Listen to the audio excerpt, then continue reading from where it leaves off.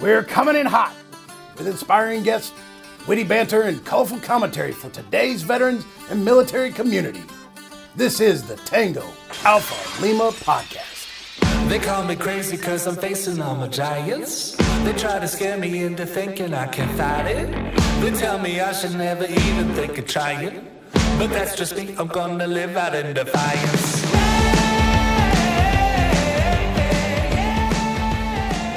And welcome back to the Tango Alpha Lima experience. I'm Jeff Daly, and just waking up, you'll see in that other square is Ashley Marie Gorbulja Maldonado. Welcome to the day, Ashley. Glad you could, wake up. Thank you. It's a privilege to be awake today. It's gonna be a good day. I feel like it. Yeah. I feel like it's gonna be a good day. I just want to start. It's gonna be a little bit different today. It's gonna be awesome. But I wanted to start out.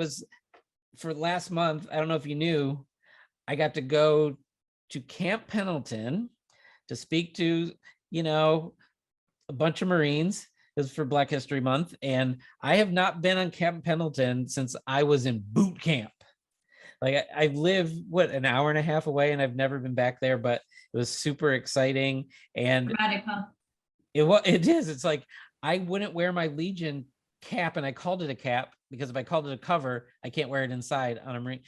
And I couldn't put it on inside a building with all those Marines there because we just don't wear those indoors. I just couldn't do it. And I love saying things like, if you say anything, you'll hear them go, rah, because they're all like, they're younger Marines. So it's awesome. I loved it. And what I did was they said, oh, can you fill 45 minutes? I said, I could take 45 minutes to introduce myself. What are you talking about? But then I thought about making it interesting. So I actually made a live version script of this, how we do this show. So I start off with a headline. I was going to play a couple of videos. We had a tech issue though. So I just had to read the description of what the videos were like. And then we had like a discussion. I had people come up for rapid fire. So I would read the rapid fire like I do, but there's more than one, so there's not just you. So I had 3 Marines like giving their take on it. So it's pretty cool. It worked out pretty well. And then I got a little nerdy, started talking about things like servant-based leadership, and yeah, I went a little there. You got nerdy talking about leadership and yeah, I went there, but it was a great time. I'm going to shout out their names at the end. Now, it was cool being back on base. Now, you live on base, right? I do. How's that as not being in? Honestly, so I was National Guard. So I was not active duty. I had been on active installations a handful of times across the country, whatnot, but living on base is different. I will say, just being in the southwest quadrant of DC, a very, very safe base. Joint Anacostia William is very small, very, very small. And I believe the Air Force now runs it, if I'm not mistaken. Well, there's people like me out there. Bougie. We don't know what that quadrant thing is that you're talking about. Oh, I'm sorry. So commonly referred to 4 quadrants of DC. You've got your southwest where I reside. You've got your northeast, northwest, southeast. So also DMV is District of Maryland or Virginia. Didn't know that. That's why people call it DMV. Anyway, any whoosies. Yeah, living on base is nice. It's very comfortable. I've got great neighbors. Everyone just kind of gets it. I can keep my door unlocked sometimes. I don't have to worry about stuff. It's wild. I never ever did I think I'd be living on a military base, but I like it. I like it a lot. I will stay here as long as I can. Do you shop? Do you do all that? Base. Yeah, I do. I go to the exchange. I go to commissary. I go to the gym. Got a clinic. There's plenty of playgrounds for when other people's children visit, not mine. I don't have any, not really interested, but lots of fun things. I'm a block and a half away from the Potomac River. It's beautiful. I don't know many people that can say I have a 3-floor townhouse with a garage and a backyard, a block and a half away from water. I've been there. We pranked Stevie from there. I know. That's our former host, now National Judge Advocate Mark Seavey. So quick little Legion interjection. I still don't think a lot of people know that they added, if you're service connected at all, even 0%, you can get on-base privileges to use the exchange commissary, and on some bases you can even use the recreational facilities. Like they told me I could go bowling at Pendleton. I could rent a cabin. Oh yeah, we got a great MWR here. I can go rent, all kinds of Well, stuff. you can. I'm talking I about people that don't have DoD cards, that they can now from 0%. So everybody out there, go to the VA, try to get VA rated if you can. So that's a little, reminiscing for me about that base life. I'm so happy for you. I know. It's nice when you get to like use your sage wisdom, right? And just, right. And then share that. And the funniest part, and then I'll finish this story. The funniest part was being in the room with like the major and the master gunnery sergeant and the sergeant major there. And I was like, first of all, I would never have walked in a room with this lineup ever while I was in the military. And if I did, it would be because I was in deep, deep trouble. Like there's no reason for me to be in a room with that much, You're just like spot checking yourself. You're just like, oh man, I gotta make sure I look good. Oh, right? That's not on. Okay. Yeah, you're right. You just... right. That was crazy. So back off base, but kind of similar. We are going to be heading. We're going to be heading somewhere soon. We are very excited about that. It's a town. It's a town with a unique accent. Wait, what are you going to say? I was going to say, we're shipping off to Boston. Yep. Sorry. Is that I wanted to ruin it. Is that from I get Molly every time I go into Boston. I play that song. We're shipping off to Boston. So excited. Jeff, tell them why we're going to Boston.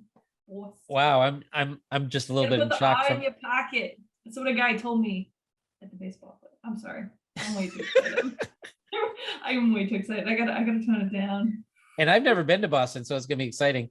Now we're gonna ease into why we're going there. I got a text message from Mark Seavey one day, and he says to me, buddy, that's what he calls me on text.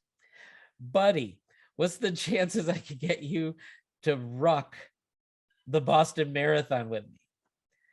I said, I'm not going to say it's 0%, but it's much closer to 0 than it is to 1.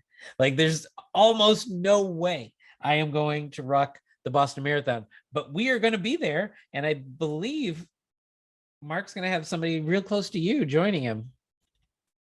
You want to know how that text message went? No, I mean, I do. Yeah.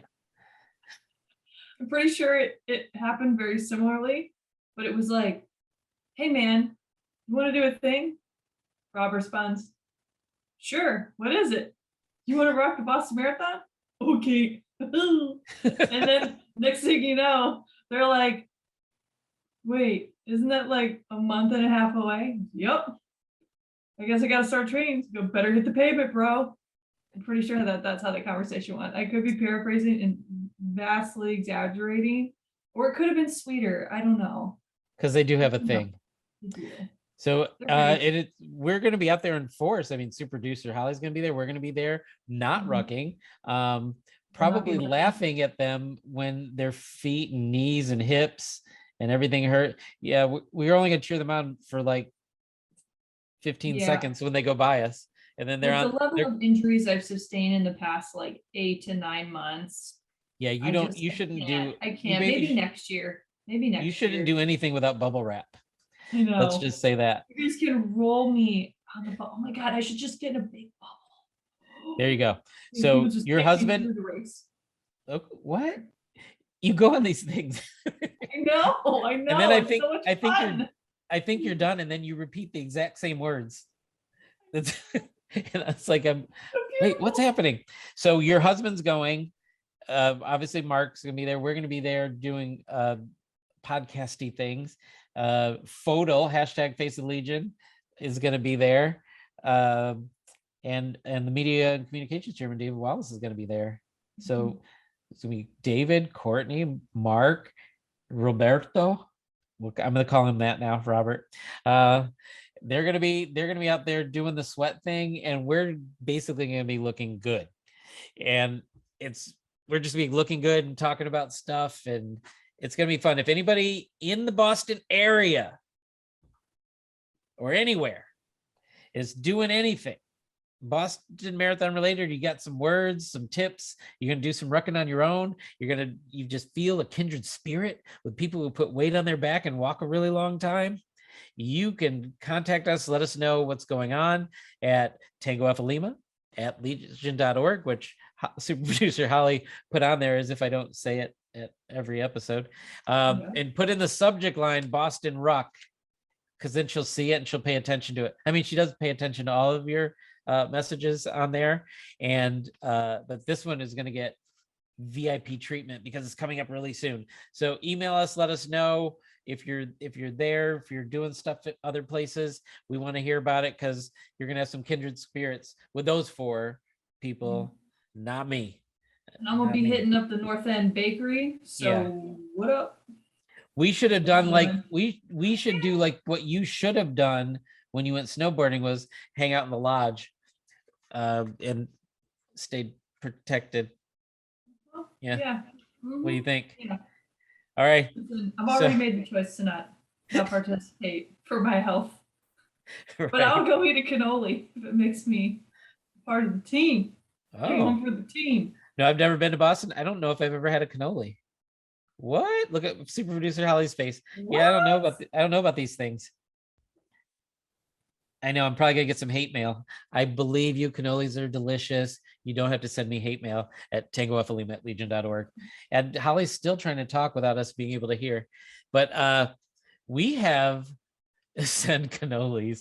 We have a show today. We have a show. We have very special guests coming up. And whoa, I am there it is. I am looking for my guest intro, and there it is, because this is great. I mean, are you excited for this, Ashley? I mean, I'm pretty excited for someone to send me cannolis. I bet you are. I am excited for this interview. I mean, I'm excited for this interview because there's nothing I love more than people taking care of veterans, and also people sending me pastries. Right. So let's make it happen. Send. I don't know how you're gonna do that in email, but super producer Holly helped me figure it out. She's good with technology, and we all have 5G. I bet you can send a cannoli. So we are going to talk about our guest now. When I talk about this, I mean, there's probably licensing, but I would love to hear Wind Beneath My Wings, because I think it's really appropriate right now. Yes. And you're going to find out why Ashley and I are wearing matching shirts here very, very, very, very soon. Whoop. The mirror angle's messing me up. All right. Today, we'll be joined by former National Director of the American Legion Auxiliary Washington, D.C. office, Carol Lindamood Harlow. We know her. We adore her, and you will soon too. Carol has had more than 25 years of experience raising awareness and financial resources for military and veteran causes, including the National World War II Memorial Capital Campaign, the National Museum of the United States Army Capital Campaign, the Elizabeth Dole Foundation, and the American Legion Auxiliary. Carol is currently Chief Development and Communication Officer for the Honor Flight Network, and will also be visiting with a recent Honor Flight participant, Terry Campbell. You're going to love her too. She is a bundle of energy that outmatches mine by a lot. Terry served 2 years in the Navy as a pediatric nurse practitioner during the Vietnam era, welcome home, and then joined the Air Force Reserves, where she served as a medevac nurse for 10 years. Today, she is a dentist and was on the all-women honor flight from Chicago in October 2021. Ashley and I have had the opportunity to visit with Carol at American Legion Post 8. That's why we're wearing these shirts. Ashley, what up? Yeah. We're representing. That's in Washington, D.C. So we're excited to catch up with her and talk about Honor Flight, which we will do with enthusiasm right after the break. Honoring those who came before us. The American Legion pays perpetual respect for all past military sacrifices to ensure they are never forgotten by new generations. We are veterans strengthened in America. We are the American Legion.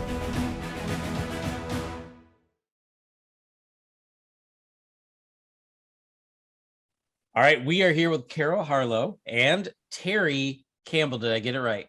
Yes. All right, we're so excited to have you with us today.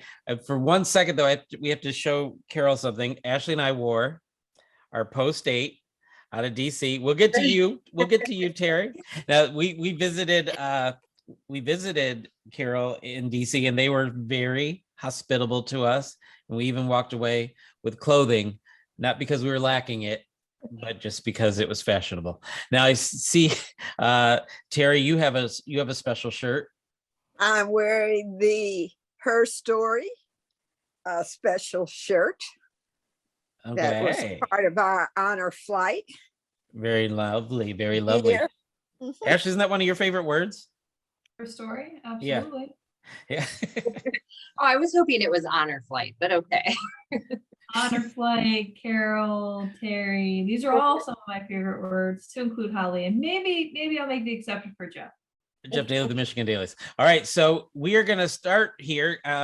Ashley, you have the first question. I don't know if Carol's prepared for you, but it is about that time. All right. So Carol, I was given a bunch of fun facts, and so little birdie told me later in the spring on May 3rd, Honor Flight will celebrate 250,000th veteran flown on the Honor Flight to visit the National World War II Memorial here in Washington, D.C. It's a pretty impressive milestone. Let's start off by telling our audience about the Honor Flight program, how it got started, how it's grown to meet its new benchmark. Great. Well, thanks. Yeah, we are very excited about the 250,000th veteran flown. We fly about 25,000 veterans annually to Washington, D.C. to see their memorials. And we fly them in from all across the country. There's 128 different hubs across the country. And we encourage veterans to go to honorflight.org and make sure that they are on an honor flight. And this year, May 3rd, we're going to have the 250,000 veterans flown. It'll be a big to-do, big production at the World War II Memorial, which is actually how Honor Flight got started. In 2005, Earl Morse was a medevac nurse pilot, and he was out there talking to World War II veterans and saying, hey, are you going to go out and see your new memorial that's out in Washington, D.C.? And unfortunately, every veteran he was talking to, they said, no, I don't have a way to get there. So Earl got together with a bunch of different pilots in Ohio, and he just started sending veterans out to Washington, D.C. to see the World War II Memorial.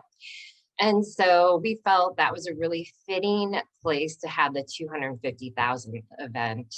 We're really excited, and hopefully you guys will come out, and maybe you could do a live podcast,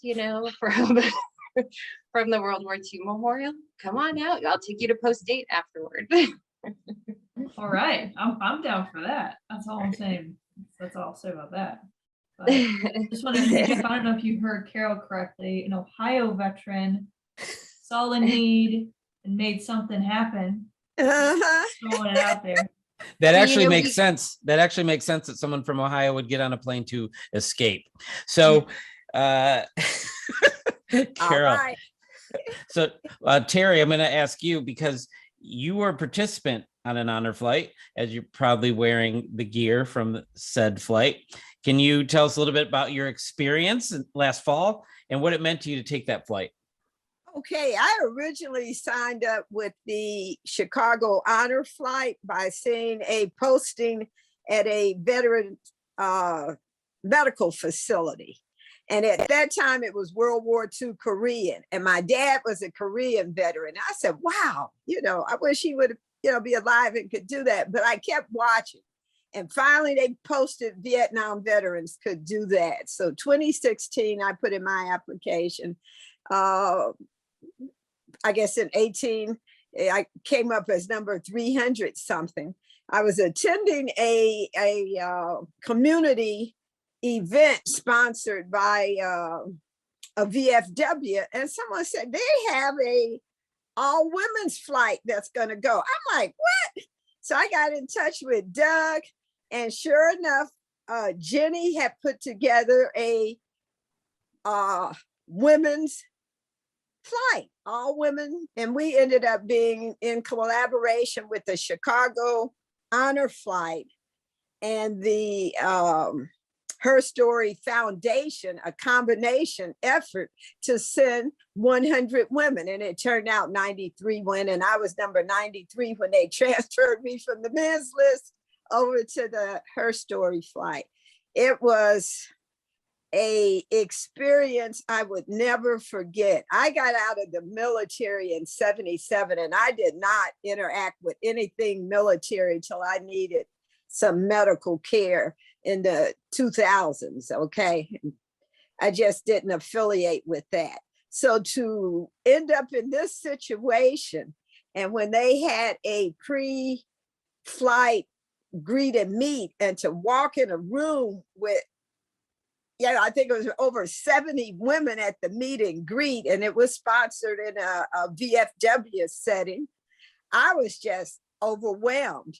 And I met my first woman who was in the Coast Guard. We knew there are 5 services, but I rarely even ran into a man in the Coast Guard, and I was just surprised. So that was nice. And out of that meet and greet, I was made aware of the Valor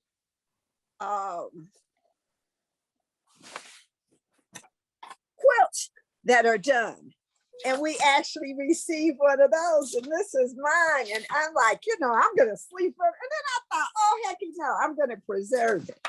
So part of what I did on the flight, I am a quilter. I took some material, and I actually ended up with 42 people, veterans, signing my quilt top. So hopefully I'll turn it over to the Valor group, and maybe it'll end up in the Women's Memorial. I learned so much about the military, in addition to meeting women who stayed in for careers, women who had a broad spectrum of service that they did in various categories. I was familiar with the medical, okay, but I mean, we did everything in every branch. And there was some women like me who got in and got out, but there was one, women who stayed, women who maintained relationships. I was very much impressed about the logistic ability of the Chicago Honor Flight team to get all of us processed through Midway Airport at 4 o'clock in the morning on time through security, and women, okay? We carry baggage, even though they say you didn't need to bring anything, and they were correct. So that was a unusual experience, to be efficiently moved along. And to the pomp and the circumstances, I was just overwhelmed. When you are older and you celebrate birthdays, they start putting numbers on the cake, okay? But this celebration was like looking up, and I'm 75. It was like seeing 75 candles on the cake when we, landed in DC.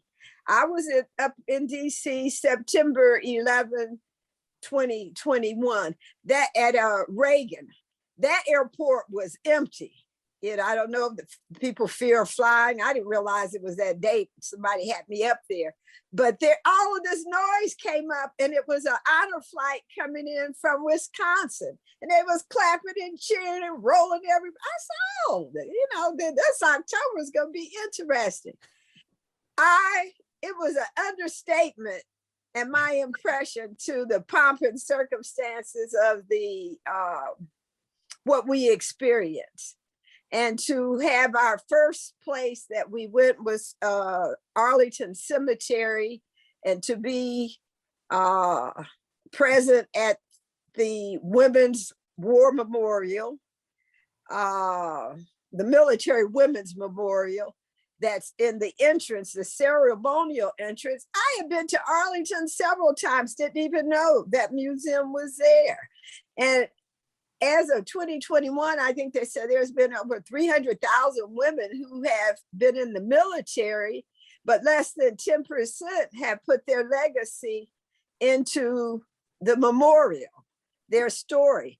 And part of the thing that was different was like the motto of the Her Story Foundation was her service, her story, her legacy. And being plugged into that with the conjunction of the honor flight, we really had the opportunity to do that because we were encouraged as part of the separate application for the Her Story to write our story and to give our opinions. And to see women crying when they went to the certain memorials that applied to their service. I sat behind the lady who was 105 on the flight that served in World War II going up.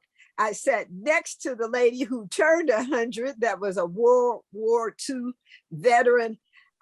And she still drives and bowls twice a week. You know, it was just an honor.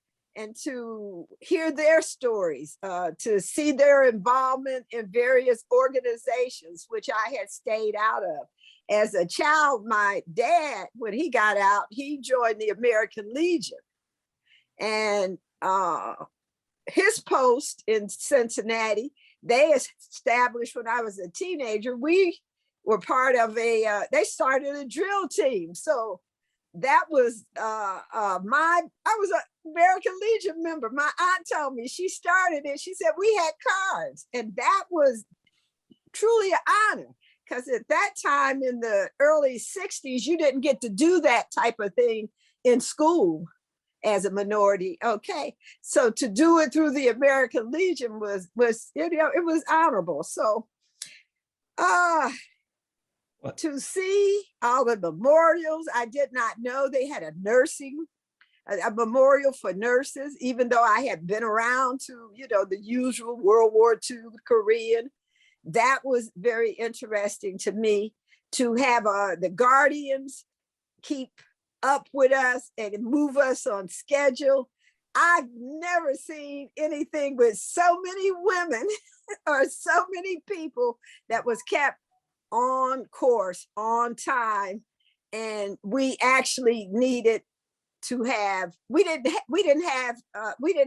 need for anything. They anticipated everything. It was amazing. And to come back into Midway Airport and come off of that plane and run into all of these sailors from Great Lake in their white crackerjack uniforms, you know, to salute us and to have a band and flowers and music and lots of people, it brought tears to my eyes. I have been more impressed about being a veteran since that flight than the 50 years since the Vietnam, okay? And I had no idea that I could be so impressed by something. Wow. And to look at all of the organizations that provided that based on Jenny and her foundation putting together her story to make sure that the role of women in the military is not overlooked.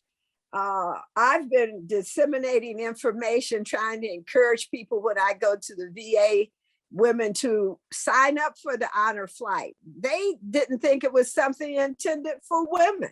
I think they could up that, but you know, our historical flight is set a precedence, and I was honored. And you're right, Terry. We need more women to understand that every honor flight is an honor flight that they exactly. They and my thing, I have maintained a friendship with Jared, who is one of the over the volunteers in DC. He's in Arlington. And what he told me, a lot of the volunteers, of course there were women, but a lot of them are veterans, but they have not been on a honor flight. Yeah.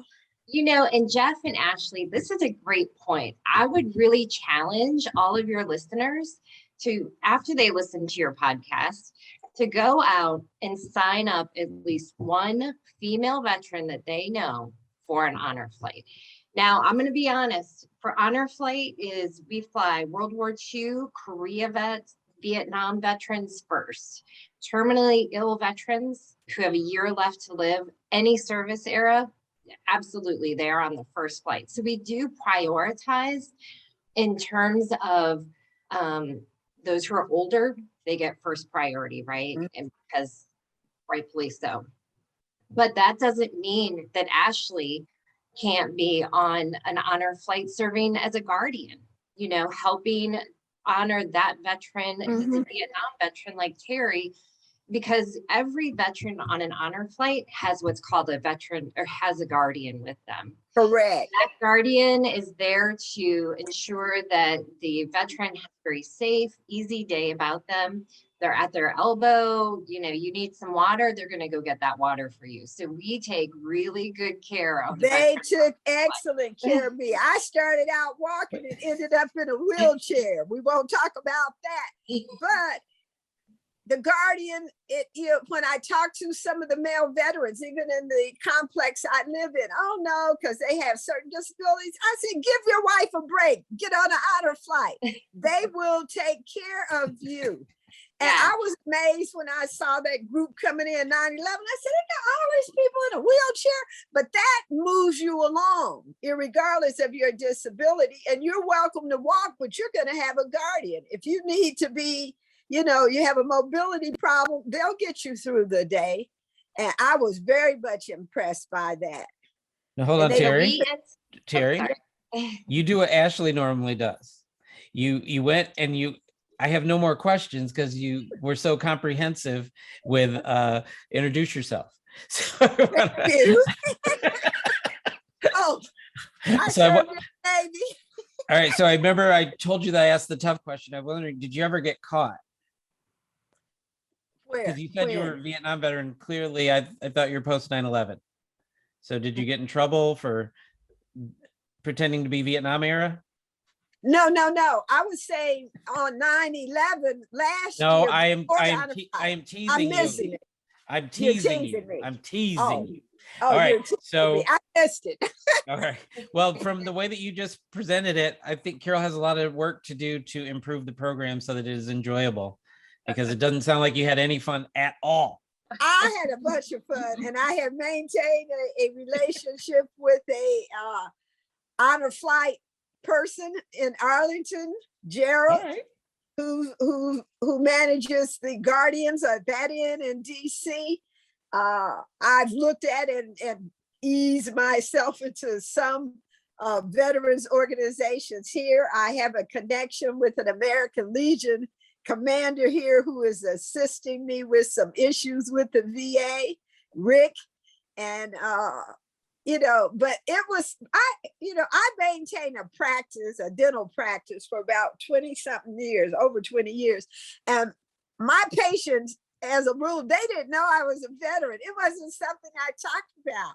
And as part of this flight, they did some local and, across the country news. I actually got phone calls from people I hadn't seen in years because they saw the Her Story honor flight being promoted. And I thought that was very good to let women know we could do this. We've done our service, we deserve to be recognized. Well, you brought something up that I want to get to Carol real quick. Now I know the American Legion and the American Legion Auxiliary have connections with the Honor Flight program. Can you talk about how the Auxiliary and the American Legion support or help out with your program? Right. Well, thank you. And, truth be told, I'll just be really honest. I've been a long time member of the Legion Auxiliary. And so I've been a member here at Post 8 since 2007. But really, I signed up for the Auxiliary in 1998 when I was working for the World War II Memorial. And, Legionnaire at the convention, his name was Herm Harrington. He came over, who's from the department in New York.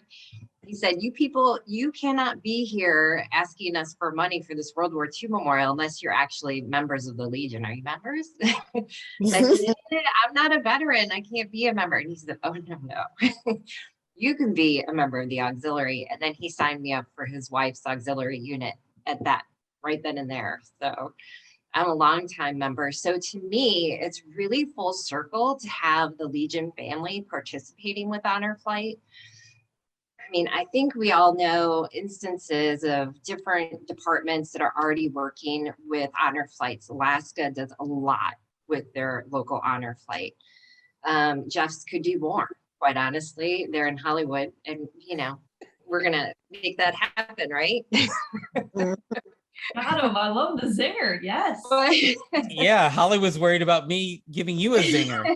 You gave me a zinger. Wow. Yeah. All right. So, but I was really excited last year when the new national president, Kathy Dodesel, she said, "Hey, Carol, we love honor flight, and we love caregivers, and we want to find a way to support caregivers who are supporting their veterans on an honor flight." And so, as we know, with the Poppy funds, they can only be used for very specific purposes in terms of helping veterans.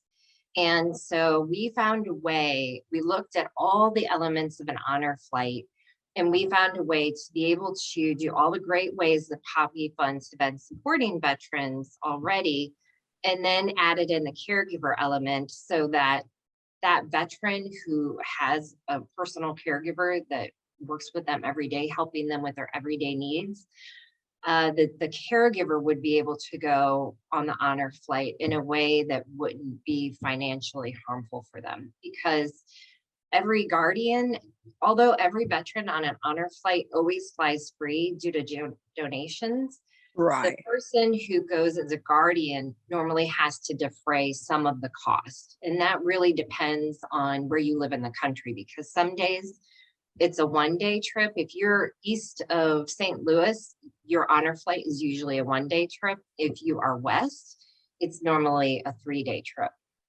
And unfortunately, we can't cover everything for the guardian as we do the veteran. Otherwise, we wouldn't be able to take as many veterans on the flights. And so Poppy funds can now be used to help the guardian, a caregiver guardian, be able to go on the honor flight with their veteran. In addition to that, we know anecdotally that a lot of posts and units are helping their local honor flights already. They already have great relationships set up where they're able to do fundraising like fish fries and so forth. And then they donate that money to their local honor flight for veterans to be able to go.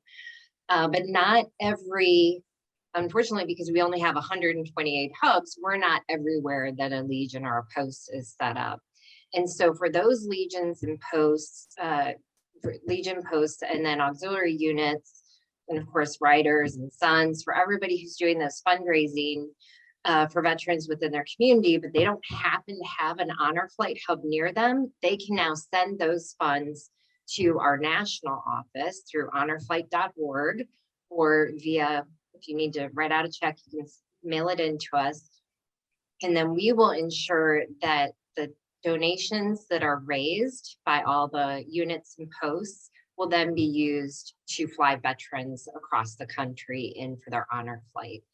So it really, we're not trying to take away from the work that hubs are already doing with their local Legion.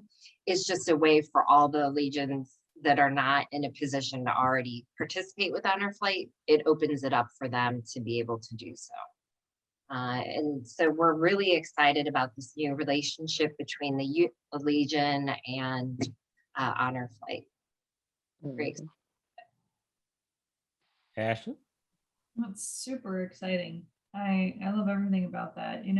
I've always been a firm believer that, in organizations, when people come together, great things happen. Like-minded folks coming together, and we find solutions. And I'm so happy that we're, including, the caregivers within this process. As you said, depending on where you come from in the United States, that's a heck of a trip. And for folks that are more than deserving, I'm happy to see that folks are working together to make that happen. So Carol, 2022 honor flight season has started as of March 12th.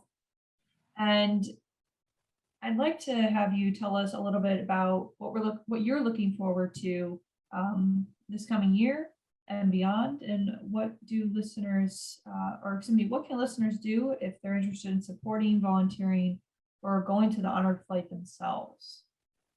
Oh, great. Well, thank you. Yes, we are really excited about this year.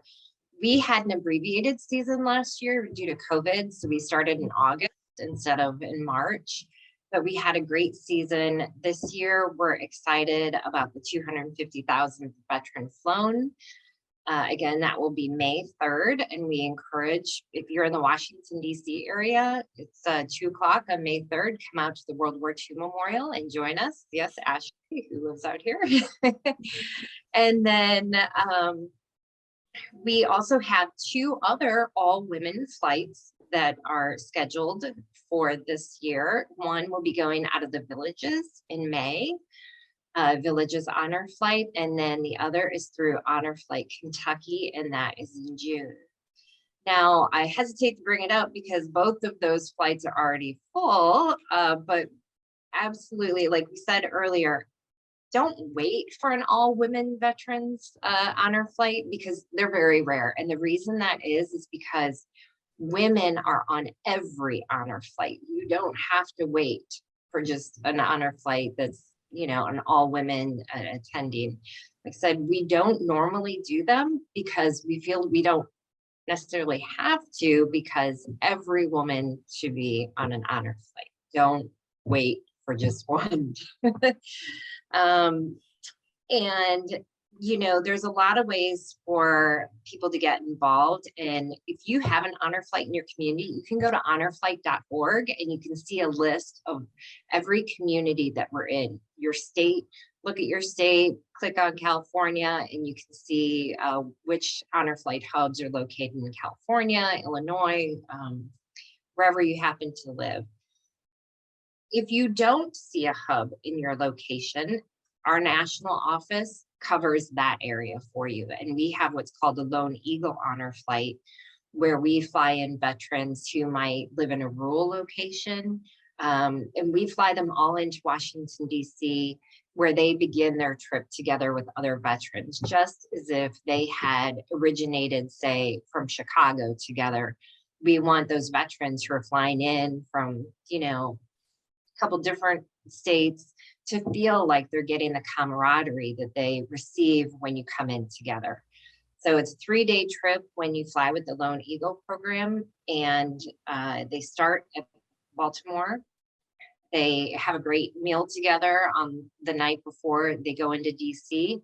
DC, they get on a bus, they go in, they go to all the different memorials.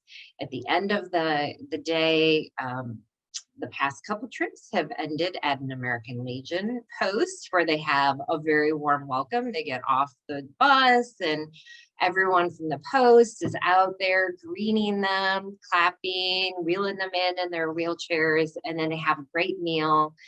They receive their mail call, which is letters from grateful people from across the country saying, thank you so much for what you've done. Your service has meant this to me personally. And so those veterans open those letters together, and it's a pretty meaningful moment for them to feel like, wow, you know, people really care about what I did, what my service was about. And so I bring up that story about the Legion post because posts across the country, we would love to, you know, have you host honor flights in some capacity, whether it be the send-off meal before they go off to Washington, D.C., or maybe welcoming them home. Some of the hubs, the honor flight hubs, will have luncheons in between honor flights, because veterans, they had such an emotional thing for them on this day of honor that they all share together, that when they come home, they don't want to lose that and that bonding experience that they have. And so many honor flight hubs will then have luncheons where all the veterans who they call it the alumni clubs come back. They have an opportunity to kind of socialize together. And that would be a great way for Legions across the country to get involved as well. And then, of course, sending emails around to everyone in the Legion family in your area to say, hey, we've got an honor flight leaving on such and such day. Let's go wish them a warm welcome when they get back from Cheer Washington. them on. Yeah. Yeah, so greet them at the airport or send them I was off. amazed. I was amazed. It brought tears to a lot of women's eyes, including me. Yes, and of course, if you want to host a fundraiser in your community, we love that because all the money goes to help veterans feel honored on their honor flight. And so again, go to honorflight.org, and that is a jumping off location where you can find what's going on in your community honor flight wise, or you can get in touch with those of us here at the national office.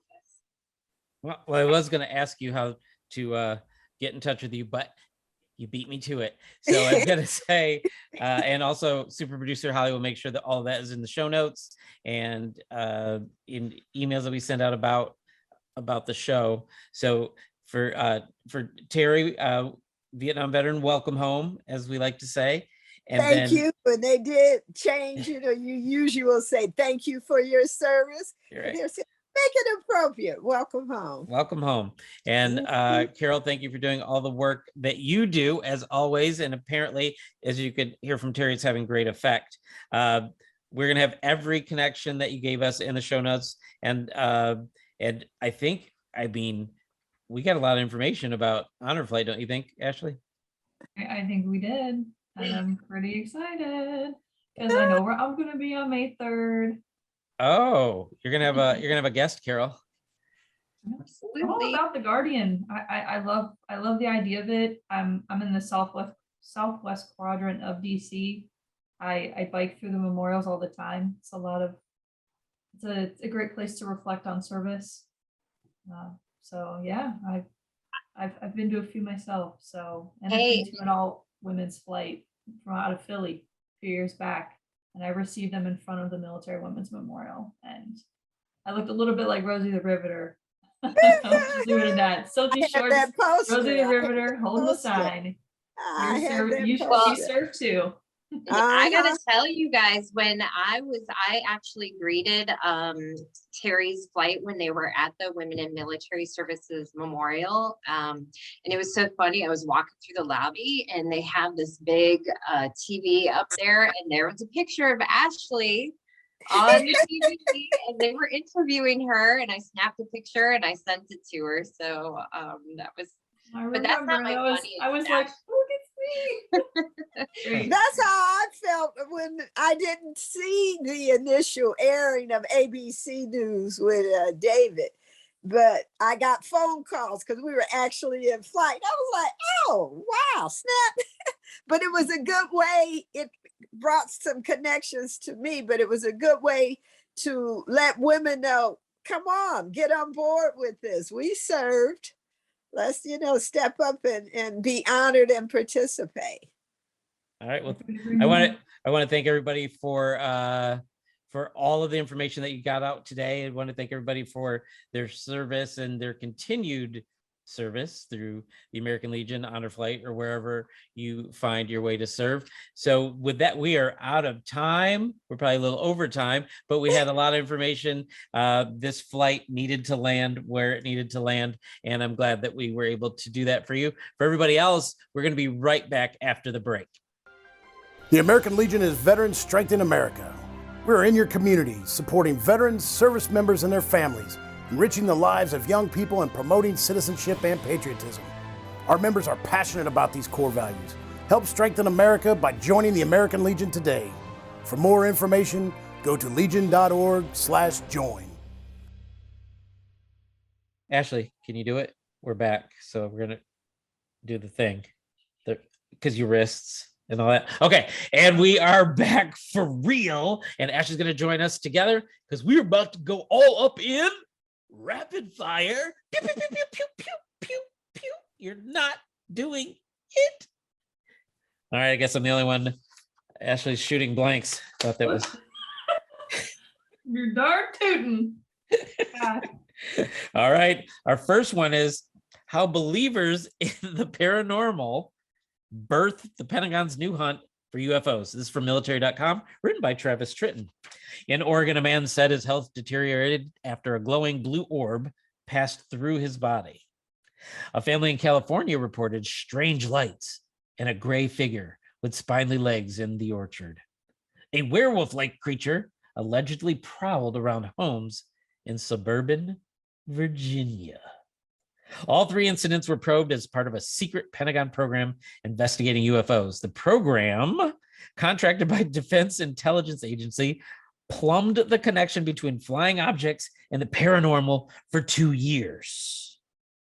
It was the beginning of years-long effort by UFO advocates that eventually led to Congress passing legislation in December 2021, ordering the Pentagon to spend the next 4 years investigating unidentified flying objects. I know you're into weird, nerdy stuff, so I know you love this. Well, I have watched my share of Ancient Aliens. I have no regrets. Anyway, I will say this. I love that it's a secret Pentagon program. Not so secret, but Congress passing legislation in December of 2021. Man, we're crushing it as a country sometimes, you know? Like, I just think about that. I'm like, wow, all the pressing issues, all of the social structure rework that needs to happen. But UFOs, baby. UFOs. You know what? It's all fun and games until a blue orb passes through your body, Ashley. It is. Like, that's no joke. America, thank you for your tax dollars to prevent a blue orb from passing through my body, because that doesn't sound pleasant. You know what does sound you know what does sound pleasant? Making everyone, including you heathen branches, crayon eaters. I love it. Yes. Sounds like propaganda. I don't know. Edible crayons, they're a real thing. They're chocolate based. You can play with them, you can color with them, then you can chow down and have a snack between your artistic masterpieces. I'm getting a little tear in my eye. And here's the best part, the flavors. We are including everyone in the to the table. You have Jarhead Red, that's simplified do or die, Marine Corps. The Navy gets Squid Blue, Army, Dog Face Green. Air Force, Flybora Yellow. Theirs gets served by Garçon. They won't have to eat theirs like everybody else. There'll be on a platter for them to enjoy. The Coast Guard, it's the funniest one to me. Puddle Pirate Orange.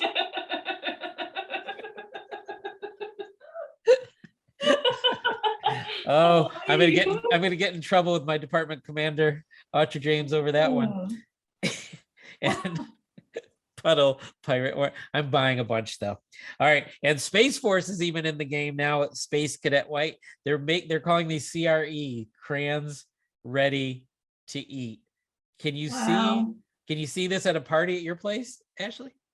I think it's hilarious. I have plenty of friends who are Marines, and I can't get over it. Like, Puddle Pirate Orange, hilarious. Space Cadet White, maybe they're on some of the special Pentagon program and they've seen a ghost. Ooh. Are you going back to the paranormal? Yeah. Oh, did you just do a callback to the paranormal? I did do a callback to. Ooh, can we get that? Is the X-Files sound like opening? Is that copyright? It's probably copywritten, but I bet we can find some eerie buzz. I'm sure we can find something creepy. Perfect. Jared, so I think we need some of these. I'm gonna see what we can do, and then I'm gonna expense it to super producer Holly, see what she says. Just spend now, ask forgiveness later. That's the way to go with it. Wow. All right, so we're going on. We should pass those out. We do not have a rapid fire 3. You know why? Because those two were so awesome. I didn't want any other rapid fire to feel less than, because I'm worried about rapid fire's emotional state. So we're going to go to we're going to go to our final thoughts and shout outs. You can think about your shout out. I'm going to continue. Remember back at the beginning of the show when I talked about going to Camp Pendleton? I'm going to name names of some awesome people. This is to the folks that treated me so well when I was at Camp Pendleton: Major Sarah Aldridge, Master Gunnery Sergeant Antonio Harrison, Sergeant Shazari Williams. She's headed to drill duty, by the way. My rapid fire team. That was Corporal Jonathan Rodriguez, Lance Corporal Jalen Roberts, Lance Corporal Dylan Page, and my main point of contact is the ever organized and infinitely patient with people like me, Corporal Catherine Almonte.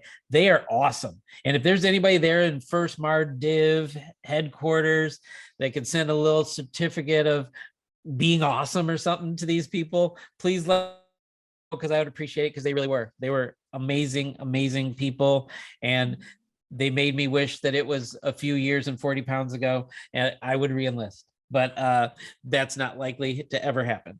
Go ahead. Wow, just so wonderful. Do you have a shout out today? I do. What? I do. What? So, really cool thing happened last week or whenever the heck this airs, all the above. We'll just say this. I got to meet a gentleman by the name of Dennis Gill. He's with the Voices of Freedom Project. He represents the Americans in Wartime Experience.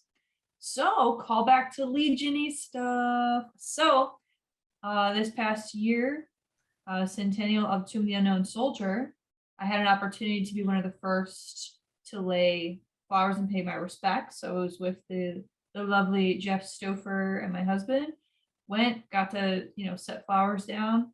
Apparently they were going through the old guard's photos on Flickr, and they said, hey, we know who that is.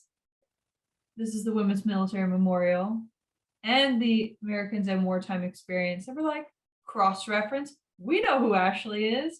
So they invited me in to do a recording of my experience for archive. So they're not sure what they're going to do with it yet, which is really exciting. So I got an opportunity to spend time with Rich Azero. He's the president and board of directors for the Tomb of the Unknown Soldier Foundation, and also Donna Huell, who is the senior director of Memorial Engagement and Impact, the Military Women's Memorial. And we talked a little bit about that earlier today. That is right there at the Hemicircle, the main ceremonial gate of Arlington National Cemetery, where our honor flight folks go to visit. So they have hosted their share of, if you will, women who have come through and men who come through with the honor flights. But I think it was really pertinent today about what Terry was saying and how important it is to share your story. And with that being said, I got to share my story with the Americans at Wartime Experience about my Legion experience representing my post, Diagonal Post 180 in Vienna. So that's my triple threat shout out. Wow. Boom, boom, boom, boom. That's what I've got for you, Jeff Daly. Your rapid fire is a little late there, but I do appreciate the elbows being out. Your accuracy is going to suffer, but it would look good in a movie. I can only do so much rotation. Okay, leave me be. I'm doing great in occupational therapy, if you're wondering. All right, so I'm going to go ahead and repeat our plea earlier is to check the show notes about Honor Flight and however you can help out, whether it be a post, like they said, doing a dinner, fundraiser, welcoming them, or whatever, if you want to be a guardian, or if you are of the eras that they are looking for Honor passengers. Yep, passengers. Yeah. Then go ahead and submit yourself for that, because we would love to hear it. Maybe we'll do something sometime with some feedback from people who've actually gone on to do that. But all of that was your show for today. I hope that you had some fun and are walking away with some things to think about and just go over and talk about with your friends while you're subscribing. Speaking of that, Ashley, what do you got to say?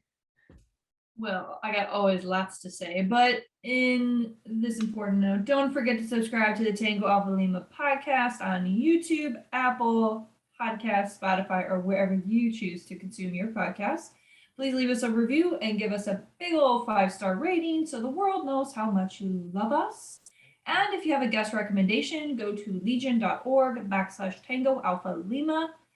and click on suggest a guest link so we can hear from you and all of your amazing stories here at the podcast. Wow. I think I'm going to suggest myself as a guest so I could be treated with respect here. It won't happen. Close this out. All right. With that really touching moment, I'm going to declare season 3, episode 97, mission complete.